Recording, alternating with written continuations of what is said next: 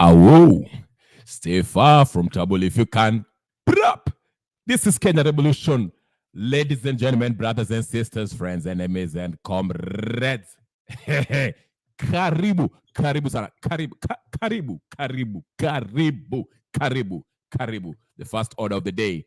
The first order of business. Like the video. Hata kama hatujaanza kuendelea mbele, okay?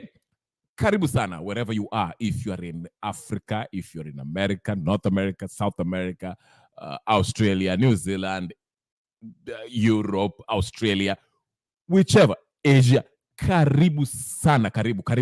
Tafadhali, karibu. Like the video before we got started, okay? Tuangalie. Mada ya leo. Si nimejua mada ya leo. Unaona mada ya leo? Aya, mada ya leo ni Raila betrays his followers again after being outfoxed by William Ruto. Should I repeat it? Raila Odinga betrays his followers again after being outfoxed by William Samoei Arap Ruto. Hey, ingia,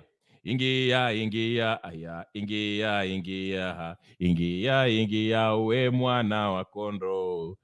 Let's discuss this. Let's discuss this. This is serious. Okay, we saw what happened. Did we see what happened? Maybe I'm behind news. Anyone news? Are you guys behind news? Okay, let me just start with this.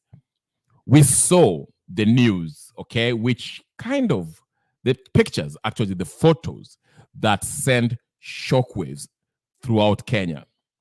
Well, for some people, not all. Some of us knew this was going to happen. It was just a matter of time, especially after the press conference with the Basanjo. We knew something was cooking, and we've been knowing about this. Once the Mandamano stopped, we'll go through all that. Ladies and gentlemen, brothers and sisters, friends, enemies and comrades. Tafadhali, if you have settled down. Enda ukachukua kinywaji, go grab a popcorn. Kama ulikuwa unakula, weka chakula chini, weka mtandao, tafadhali. Notification ukishapata, weka, tafadhali. Be glued in. We are about to go in on this topic. We are about to analyze, okay, and critique, and even criticize, okay? Tuangalie hii maneno namna gani. Raila Odinga betrays his followers. Did he? Or are you still Azimio folks? Tafadhali, ingieni hapo mnieleze. Bado you're faithful? This guy is mtafungua sava, eh? I'm not mocking you. I'm just asking you because this is what you went out there in the streets fighting for. Did sava ilifunguliwa? 10 million signatures? Namna gani? We are going to remove Ruto. Wapi hiyo? No. Now the conversation is Baba deserves the job, right? Ruto na. Hey. In case you don't know what I'm talking about, let me just help you kidogo. Tutaanza na Kiswahili. Let me just help you to give perspective on what we are discussing. Because maybe you're looking at me, you're like, I don't know. I just woke up from under rock. I don't know what Kenya Revolution is talking about. Let me just play this for you so you can actually understand what I'm talking about. It might help you. It can help you understand what was going on. Okay, let's go. Recordings. Sorry about this commercial. It's a commercial. Just got that. I'm playing this from YouTube. Hey, it's Dana from StreamYard. I'm so excited to announce that local recordings.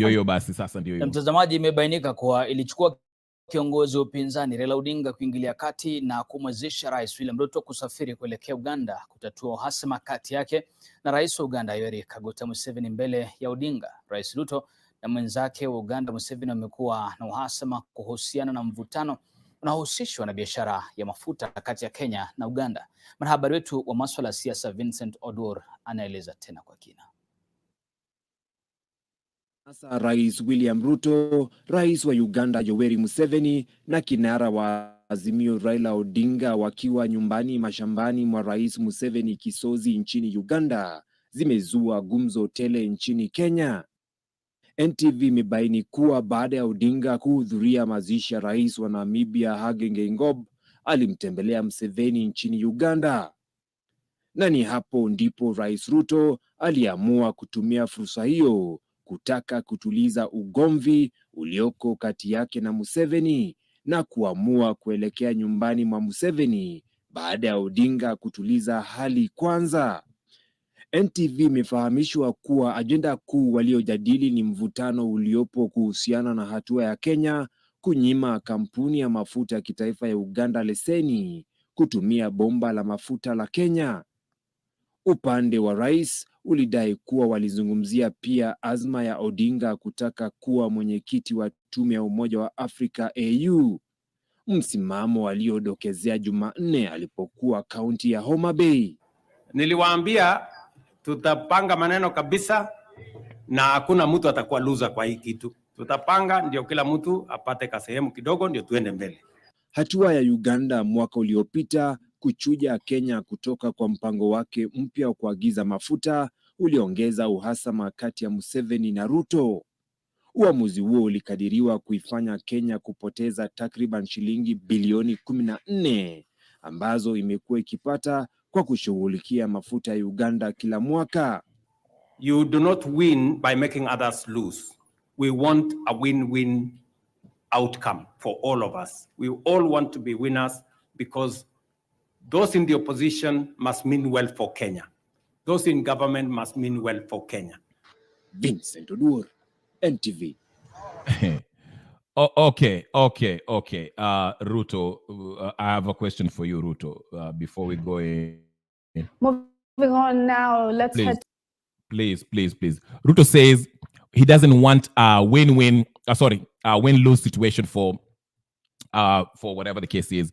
It's better if it's a win-win situation for both opposition and the government. Where does that leave the Kenyan people? William Samoei Ruto, let me ask you that. Okay, it's a win-win situation, you and Raila Odinga. Where does that leave the Kenyan people? It's a win for you and Raila Odinga. Not even the opposition, because it's only Raila Odinga who is going to win in this deal. Unless it's true that the rumors, kuna ripoti kuwa ati wana opposition pia watapata cheo in the cabinet. But where does that leave the wananchi? Where does that leave Kenyans, the majority of Kenyans? Where does that leave the people who actually, you know what? Today, let me wear a Azimio hat. Let me be that supporter of Raila Odinga who was called upon to go to Mandamano and went to Mandamano and threw stones and doing tear gas. Okay, travel from up country and believe that Raila Odinga was actually going to remove Ruto from the State House. Believe that the server will be open. Believe that we shall gather 10 million signatures. Believe that the cost of living will go down. I see you there, tear gas. Huh? Where's the win for me? Today I'm Azimio. Mimi ni Azimio damu. Let me tell you that. I'll play the role. I'm role playing. If you know me, I don't support Azimio or I don't support Kenya Kwanza. But today I'll play that position. Leo mimi sasa ni mfuasi wa baba. Wacha niwaulize. Mimi kama mfuasi ambao nilijitoleza, nikaenda huko maandamano. Tukafukuzwa na polisi, tukatupiwa tear gas, wengine wetu waliuawa vile tuliona huko Jalenda huko Kisumu. Walivurutwa huko kutoka kwa nyumba zao na wakacharazwa barabara, wengine wakauliwa. Lakini rais anakuja anatuambia hapa hii ni ushindi kwake na kwa upinzani. Je, sisi kama wana wa Azimio ambao tulienda huko maandamano, tukaandamana. Maduka zikavunjwa, magari yakachomwa, watu wakauawa, wengine wakakuwa walemavu, wengine walishikwa. Win-win for who? Mimi sio ni ushindi. Rais Raila ndio huyo, yuenda AU Kanan. Mimi mwananchi fukara, ushindi wangu uko wapi? Kuna ushindi gani hapo? Hebu nieleze. Wana Azimio wenzangu, wengieni, wacha naeka link hapa sasa hivi. I'm putting the link. I want you guys to come in. Come talk to me. I want to hear you explain to me. Wana Azimio, ingieni. Wacha niwaekee link today. Leo nitawaekea link. Takia link kama mtaka kunieleza basi. Haya, muingie, ingia studio unieleze. Ndio hiyo linki basi nimeweka hapo hivyo. Wanaazimio, ingieni mnieleze. Mimi ni wanaazimio wenzenu. I was one of the people who were saying, tafadhali acheni kwenda hizi maandamano za upuzi. Maana wewe utaenda hapo, utapigwa bunduki. Mwenzako ndio huyo atashindwa kwenda kazini kwa sababu gani? Kwa sababu ya ghasia. Hapo CBD. Haya, sijui ilikuwa Uhuru Highway ndio hiyo ilivunjwa. Maduka, magari yakachomwa, watu wakauawa, wengine wakawa walemavu, wengine wakashikwa kaenda jela. Halafu nini? Sisi tukapata nini kama wananchi? Tumepata nini? Rais William Samoei Ruto, Odinga, Raila Odinga, hebu tueleze wewe kama kinara wa Azimio, tueleze sisi wafuasi wako tulipata nini? Wewe waenda AU, haya sababu Ruto amesema ataenda kwa kupigia kura huko, atakupeleka jina yako huko ukapigiwe kura, uchaguliwe. Sisi kama wafuasi wako Raila Odinga, hebu tueleze. Mimi nilienda maandamano nikapigwa na tear gas na kadhalika. Ushindi wangu uko wapi? Nimefaidika na nini? Wanaazimio, ingieni. Karibu, kuja mnieleze kinaga ubaga. Sina ubaya na nyinyi, kuja mnieleze. Mimi pia ni mwanaazimio. Leo nitakuwa mwanaazimio. Baba yuenda AU. Ndio huyo. Alienda kakutana na Museveni huko. Wakakunywa uji na wakala matoke. Baada ya hiyo leo nilimwona huyo kwenda Homa Bay. Sisi wanaazimio tuko wapi? Tumefaidika na nini? Ndio hiyo, link ndio hiyo, ingieni. Karibu. Msio na wasiwasi, mimi niko hapo, msio na hofu. Ingieni. Sina ubaya mimi, nawauliza tu. When I was telling you, I was going to different platforms. I was being kicked out, banned, blocked for life. I couldn't even contribute. And I was telling you, please, my dear brothers and sisters, don't waste your time on Ruto and Raila. Ruto is a Western puppet. Raila is a Western puppet. They are playing you. Raila is just using you for him to get a position. And after that, you will be abandoned. Just like 2017. 2017, there were bodies dumped in River Yala, dumped everywhere. People were killed. Baby Pendo, Baby Mora, Musando, name it. From Luo Nyanza. What happened? Raila went and shook hands with Kenyatta. And mambo ilisha. We forgot everything. You know, something that's very interesting. Some people, you know, I was... Wacha niwaeleze. Kuna wengine wanasema hivi. They're like this. This is what I say. There's a difference between supporting Raila Odinga and supporting the cause. I don't think these people had the cause. Tear gas na kuona hapo. Wacha nikuingize tear gas. Vipi tear gas? Poa, ukoaje? Niko poa ndugu yangu. Hebu nieleze. Wewe ni mwanaazimio wana Kenya Kwanza? Mimi niko Azimio. Sasa nieleze. Baba ndio huyo, yuenda AU. Maoni yako namna gani? Sasa si unaona Wakenya wamekataa. Wakenya wamekataa. Wamekataa nini? Wamekataa baba asiende AU ama wamekataa nini? Wamekataa kumchagua kama kiongozi wao, kama president. Na ni kama ameshaanza kukubali kwa Wakenya wamemkataa. Sasa so it's a decision that Kenyans have already made. So there's nothing you can do about it. You can just move on the way you started to move on from it. Hopefully you want to make a comeback to the local political scene. Yeah, but I feel like... Yeah, continue. No, I was just going to ask you, is it a case of Kenyans rejecting him? Because he told us that his election was stolen.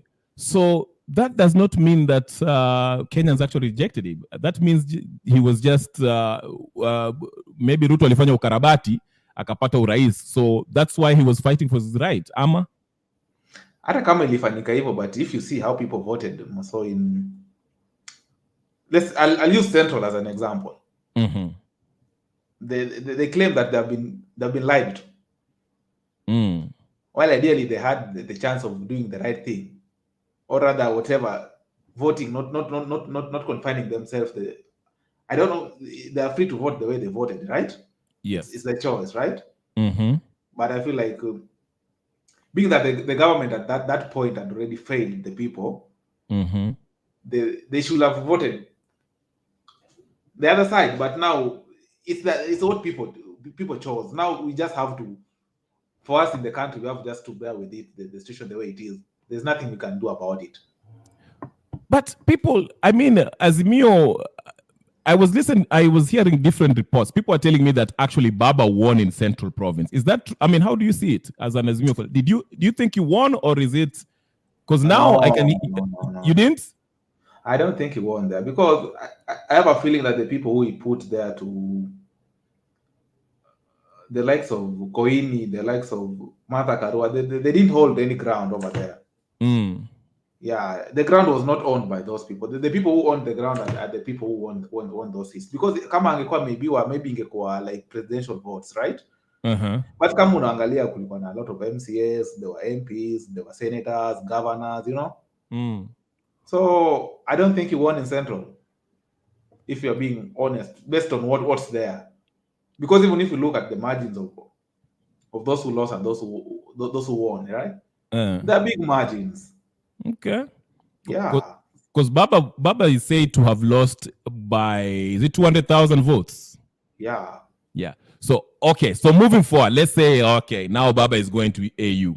Where does that leave Azimio? Who is your, are you still going to be an Azimio follower, or wewe umesema sasa siasa umechoka ama namna gani? Ideally, because it's not working for Kenya Kwanza, as of now, it's not working. Things are not working, right? It's hard for everyone. Those in business, those in anything, things are not working out. So I don't think, in my right sense, I'd vote for the current government. It doesn't make sense. So if Kalonzo akisimama, you would rather go for Kalonzo or Paranya or whoever? It depends on how they'll be supported, because I have a feeling that this guy is going to buy out almost everyone. So you think Ruto is going to win again 2027? Most probably, because I think he has mastered the local political scene, right? Yeah, and he knows how to maneuver through. So it's not going to be easy. It's not going to be easy for. Who would you prefer, now that Baba is out of the scene? Who would you prefer to see as the Azimio flag bearer between Martha Karua, Wamalwa, Kalonzo, and the rest? Number one, just remove Martha Karua out of that list, because she holds no ground. Really? Yeah, because even some MCAs in vote-rich areas got more votes than what she brought to the table. So I don't want to hear Martha Karua in that list. I thought she was bringing the central vote and the Wanawake vote. Even Wanawake themselves did not vote for her, so she holds no ground anyway. So yeah, who's your preferred vote if you take out Martha? Wamalwa? We just have Kalonzo. Kalonzo, maybe if they do a collab with, maybe, let's say, like someone from Western, they stand a chance. But based on how these people vote over here in Kenya, I don't think there's any hope. Because there are people who are talking. Ideally, right now, if you're looking at Rift Valley, they're not going to vote for somebody else, right? Right. Now, I have a feeling that it goes down to if the people from Central Kenya decide if this is the way they want to take. Because I have a feeling they are the people who dictate who becomes president and who doesn't become. Yeah. In the event that they become woke enough to maybe call themselves to a meeting and tell themselves that, you know what, these people have lied to us, things are not working out, what's the way forward? Don't you see that's why Martha Karua is important? Because like you said, if Rift Valley is always determines who becomes the president, then whoever is going to stand with Azimio, let's say Kalonzo or Wamalwa, they have to actually try to bring Karua with them. No. I have a feeling as of now, the way things are so hard, more so in Central Kenya for them. See, there are people who do most of the business. Yes. It's so hard for everyone. So in the event that they call themselves to a meeting and you know, wajiangalie, alafu waone kuwa it's not working. Yeah. I have a feeling that they'll have no option but to think twice. I have a feeling as much as they kind of want to confine themselves to one voting block. In the event that things continue worsening the way it's headed, then I have a feeling they'll go to the voting ballot with an open mind. So let me understand it. So your general feeling, you are happy with Raila's decision to go to AU, or do you think he has betrayed you, he has abandoned the cause, or what's your feeling about him? Just sasa, kwa sababu mimi nafikiria hivi, he has like he was talking about, you know, kufungua sava and all that stuff, okay? Now he's going to AU. Do you think he has abandoned you, or are you just happy for him? Baba aende akaretire huko AU, ako sawa. Wewe mnyinyi mtaendelea pale mko. I'm very happy for it because, you know, Kenyans had the chance. But Kenyans chose just the other way around, you know? I'm not saying like he was the better option or something. For me, he was, yeah. Definitely, he's a politician. You know, politicians just have their own flaws, right? Yes. But I have a feeling that if people tried to just give him a chance, just one time, then things could have been maybe different, or maybe I don't know. I can't speak about it because it has not happened. Did you vote for him in 2017? Yeah, I started voting in 2022. Oh, so you are ulikuwa bado uko kijana? Yeah, no, I voted in 2017. Yeah, I voted in 2017. Who did you vote for between Baba and Kenyatta? I voted for Baba. And they stole his election. Remember Maraga? Yeah, you know, I have a feeling that Raila's camp is not always organized. That's why he keeps on losing. Yeah. His camp is full of people who are not organized. And I have a feeling he's also not organized himself, because I have a feeling Uhuru did enough to give him the presidency. Yeah, because you agree with me on that? Because you remember it went to court. The matter went to court, and Maraga said that hii kitu ni kama Uhuru alijaribu kufanya ukarabati. Yeah, even in 2022, the last election. Right, but the difference, I think Maraga, you know, Maraga voted. I mean, Maraga said that the re-election, they should have a re-election. Okay. Yeah. So, but by all indications, it seems like Baba won. But in the second election, re-election, that's when Uhuru actually ran by himself and he declared himself president. And Baba, fine, that's okay. That's what we moved on from that, right? Right. Now let's talk about 2022. He was given a fair chance. Uhuru tried, gave him everything, but he still failed. So he still failed. He still failed. So you think Baba lost?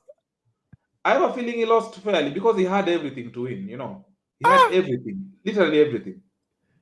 Okay. You know? Okay. Yeah, he was given everything. If you're being honest enough, based on what we saw, you know, you never know what happens in the behind the scenes, but based on what was being. Maybe it was a smokescreen or something.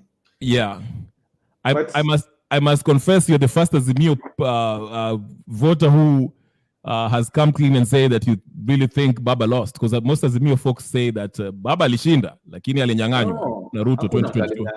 Uhuru gave him everything until the last minute. Yeah, it's just that he had a lot of incompetent people around him, people who could not help him. So hii mambo ya maandamano, what was the point of all this maandamano na kupigana hapo kwa street? I have a feeling he was just in denial or something, or he thought that he had a chance that way. Because I have a feeling this is, if he was organized enough, let's say Ruto won fairly, right? Or rather, let's say his election was stolen, right? Yeah. Don't you feel like at the point when, you know, Ruto realized that he had already won, and then he started stealing members from Azimio. As of the time that the dispute that started going on, Azimio had the numbers, right? Right. Do you feel like if this person was organized enough, he should have just called his team, sat down with all his MPs, governors, and senators, and tell them that, you know what, we're going to impeach this person? Right. But yeah, remember, because I have a feeling at that point, well, let's say that the court has already rejected you, but then they were still holding onto the court instead of calling down their members. You know, sit down. Yeah, this is what has happened. We have the numbers as of this time. We have the numbers, right? Right. If we have the numbers, then why don't we impeach this person? See, that's where I started questioning Uhuru too, because remember at that time they were saying they have the numbers. Then Jubilee, Sabina. Ideally, they had the numbers. They had the numbers because they had a lot of. They had a few Jubilee. I don't know, 3 or 4 people from Jubilee. Yeah, Jubilee was part a few, of a few members from. Let's look at the MPs from Isiolo, MPs from Garissa. You know, parts of Turkana, moja mbili tatu hivi. Even Western, there are some people who have left as Azimio for UDA. I had a feeling if they were organized enough at that point, when it was clear enough that Ruto has already won, right? Then if he had the numbers, then he should have worked his way through and even impeached him. I think that is possible. That was possible, but again, you have to remember, Sabina Chege and Kanini Kega, they took over Jubilee and they said we are no longer part of Azimio, and that's kind of that's what made Azimio become a minority. Exactly. So hapo pia nani aliwachenga kidogo. Ruto aliwachenga. Yeah, so this they were not organized, and they are still not organized as of now. Right, but sinasikia wanaenda kupewa cheo sasa. All these besides Raila Odinga, also the members of Azimio are going to get some kitu kidogo. Ama wewe unasikia namna gani huko news? Well, if it will benefit people, then enough. It's fair enough that way. But if it won't, it will just benefit a few people. Right. Yeah. Then I don't think it will be worth it. At times, I have a feeling that he has already. I don't know if he has put his interest first or the people's interest. You never know. To me, by the look of it, it seems like Raila, he looks out for himself and his interest. He's a businessman. Yeah, fair enough. If that's how you feel, but because he just did it like yesterday, so maybe let's just speculate and see what happens. It's much fair that way. Okay. What do you think? To me, I just have more questions because I feel like he already did this in 2017. Yeah. When we were supporting him, they stole elections from him, and we went to tulienda maandamano pia. Then he went to a handshake. So this time we thought maybe atafanya, he'll stand up and take his alituambia sava, alafu he will go to State House and become the president. Sasa tena ndio huyu ameenda handshake engine, and now he's going to AU. Sasa sisi kama wananchi tumewachwa, so I'm like, what's going on, Raila Odinga? Why are you abandoning us again? He has not abandoned anyone. Yeah. What role is he going to play now besides if he gets that AU? Because now he won't be active in politics. He will be worried about AU stuff, the whole of Africa affairs.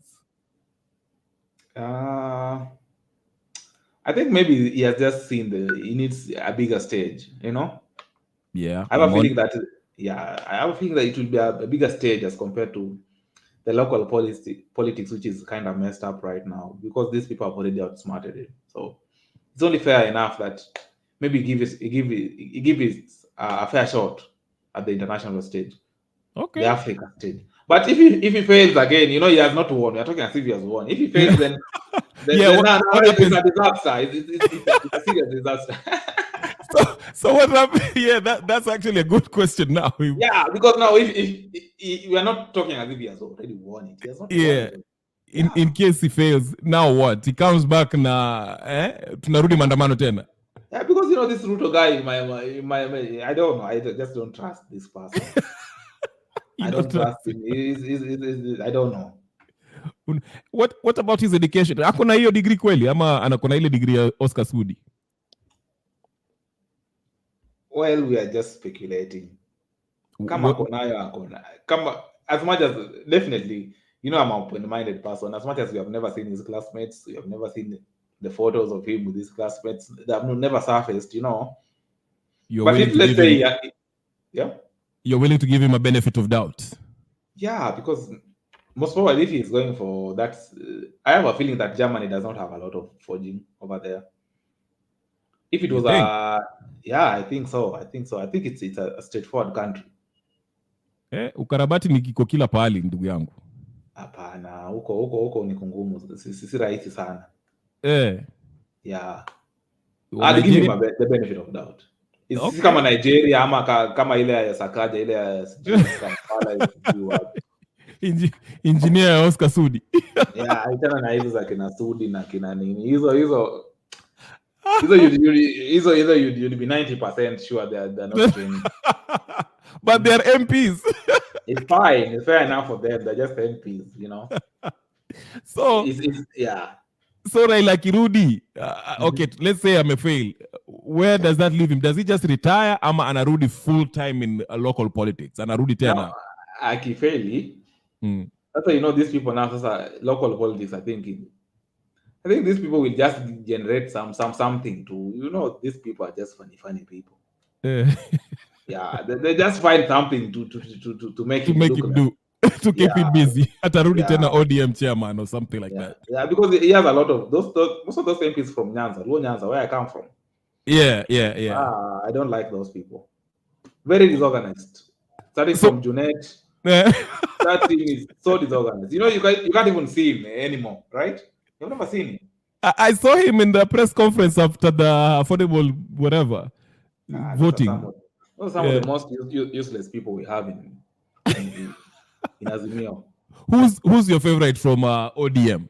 Who do you think can take over from Baba and be okay? This is now the person, because I heard Ida, Baba's wife, Mama Castro, whatever. She picked Mbadi to be the next. Mbadi is so reckless. Can't. He didn't even win his parliamentary seat. He didn't. He didn't. So how is he in the parliament? He was nominated. Yeah, he was nominated. Yeah, Mbadi can't. I have a feeling that Babu, you know, has balls. You know.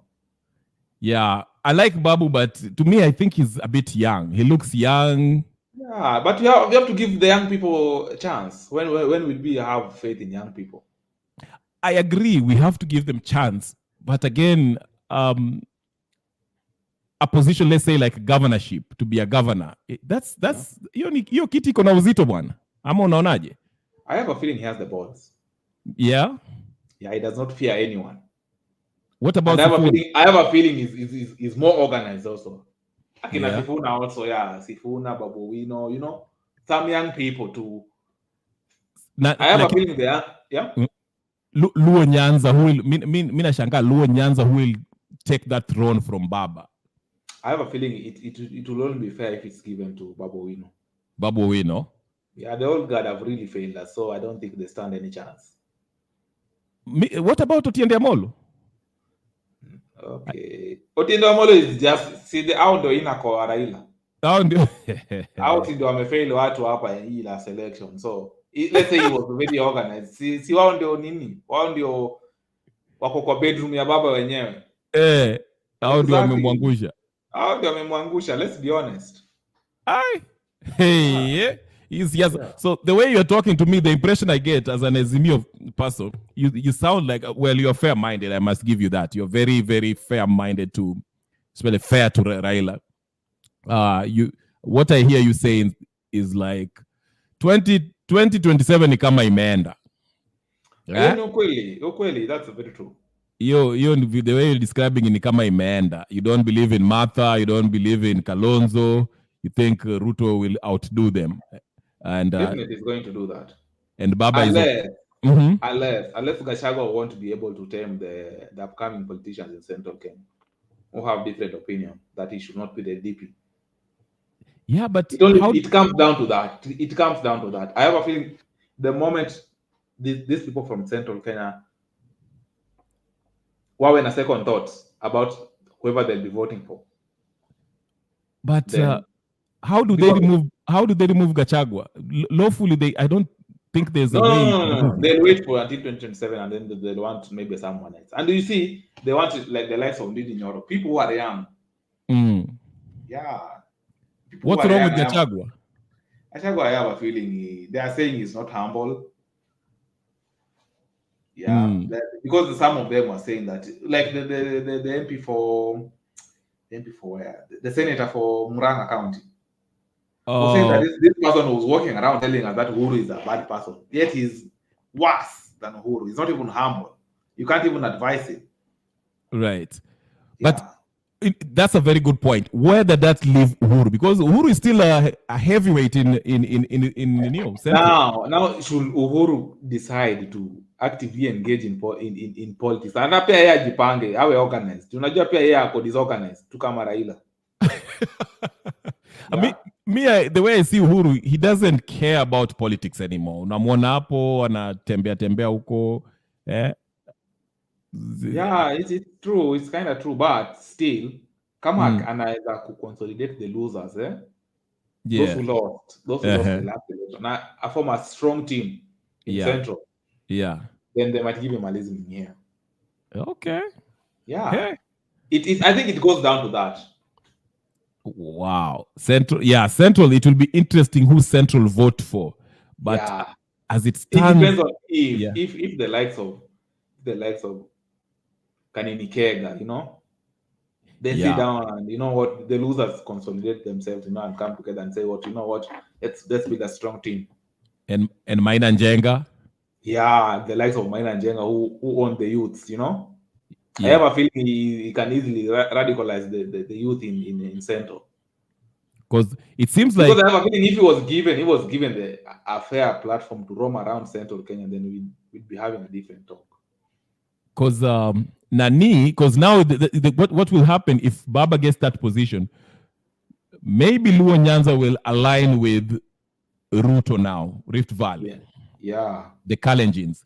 Yeah. Then I don't know what happened. Where does that leave Central? Because Central now, Sasa, it's tricky between Gachagua faction, Ndindi Nyoro, and Uhuru Kenyatta. So we don't know where that will fall. But it's interesting. But I agree on you with one thing. As it stands, if Raila was to go to AU, I think 2027 will be a straight shot for Ruto. I don't see anyone who can. You have to have somebody radical, maybe Okiya Omtatah from nowhere, but Okiya Omtatah ndio huyo. He has too much in his hands. So it seems that we have to embrace ourselves for 10 years of William Samoei Ruto. That's the honest truth. That is the honest truth. Or maybe something might happen. I don't know. Maybe someone will rise. Nobody's going to rise, man. Me, I'm just kind of... personally, I'm disappointed with Azimio. Nimeona sasa, ni kama kila mtu saa ame give up. Azimio too, they're not organized. So that they are still not even organized as of now. So I don't see anything in Azimio. Anyway, very interesting, Tiagas. Thank you very much for your time. I have to wrap it up here. That was very interesting to hear from you as a new person. Thank you so much for joining me. Like video, by the way, na kama huja subscribe, hey, utakuwa subscribe na kuonanga hapo every now and then. Good. Bas, I like to. Na ulete watu watano wengine. I'll try to bring in somebody from Kenya Kwanza. I want to hear somebody from Kenya Kwanza. Najua wanashangilia sasa. Yeah. In fact, they're supporting Baba, but thank you so much, Tiagas. Wewe zidi kuangalia na kesho tukutane hapa. If you're going to be around, angalia, you can join or you can just watch. Thank you so much for your view, and I will see you later. Thank you, guys, ladies and gentlemen, brothers and sisters, friends, and comrades. I thank you for everyone for watching. It's been an interesting one. Baba betrays his followers. Some people think, hey, maybe Baba deserves that AU position. Like my friend Tia Garcia amesema, hey, Baba ajinice bana, amesha struggle hata yeye akajinice. Some people feel, hey, huyu jamaa to enjoy bana, huyu, It's all about views. Vile unaiangalia perception, you know. But anyway, thank you so much, ladies and gentlemen, for watching. I will talk to you guys later. Like the video, like it. Kama uja like it, na kama uja subscribe, hey, utaonana na mimi. Na sio tafadhali, ni tafadhali. Sio tafadhali, ni tafadhali. Like, share, comment, subscribe, do all the nice things. Thank you very much for joining us again. I'll see you guys next time. Peace and blessings. Bye, and I'm out.